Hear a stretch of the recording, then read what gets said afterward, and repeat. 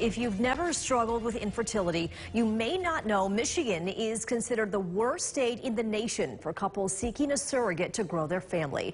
But a grassroots group is trying to change that, working to educate communities and lawmakers fighting to legalize surrogacy here in Michigan. News 8's Susan Samples first exposed our state's outdated law 2 years ago. She is back at it tonight. Susan? Michelle, 1 in 8 couples struggles with infertility. In Michigan, even if you're fortunate enough to create biological embryos through IVF, it's a felony to compensate someone, even a relative, to carry that baby for you. It is one of the harshest surrogacy laws in the nation, but a group started last year is fighting to change that. We got married in February 2018. Rachel and Alex Lang of Grand Rapids were just 9 months into their happily ever after when Rachel was diagnosed with breast cancer at 26 years old. Immediately my thought turned to, will this affect our ability to start a family? It would. After a double mastectomy and 16 rounds of chemo, Rachel still has to take medicine to suppress her hormones. If she were to stop so she could try to get pregnant, I could have a breast cancer reoccurrence if I went off my medications. the Langs, fortunate to retrieve eggs from Rachel and create embryos through IVF, began to search for a gestational surrogate, someone to carry their embryo to term. That's when they discovered compensated surrogacy in Michigan is a felony. And even if they found someone willing to carry their baby without compensation, Michigan does not recognize surrogacy contracts. So upon birth, they may be forced to adopt their own biological child from the surrogate who carried it. It's just another slap in the face is how I feel about it.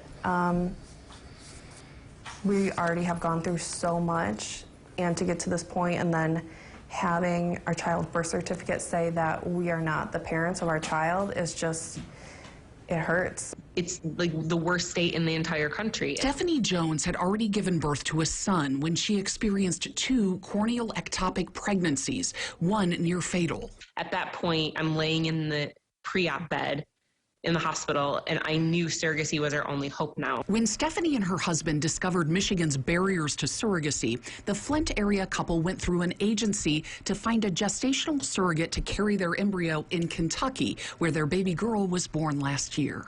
I knew once we were able to get our arms around what we were going to do to expand our family, the next step would be to fight for other people like myself that need surrogacy. In 2020, Jones founded Michigan Fertility Alliance, and last month it hosted the first ever Michigan Infertility Advocacy Day, coordinating Zoom calls with 50 state lawmakers who heard stories from dozens of families impacted by Michigan's anti-surrogacy law. 95% of the lawmakers that we spoke with over 50 lawmakers, were completely unaware that the law existed. I would say they were shocked. The 2 people that I talked to, they weren't familiar with how outdated the laws were. Rachel and Alex Lang created a web page to find a gestational surrogate, and one of Rachel's cousins offered to carry for them. The embryo transfer is scheduled for next month. She deserves to be compensated for what she's doing. Right now she's doing it out of the goodness of her heart, and not everybody has someone like that.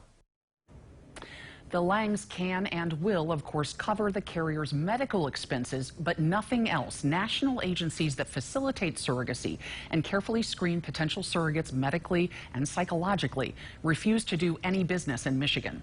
Advocates are working on a bill to legalize surrogacy or decriminalize surrogacy here. If you want to get involved, you'll find a link to the Alliance's website inside my story at woodtv.com.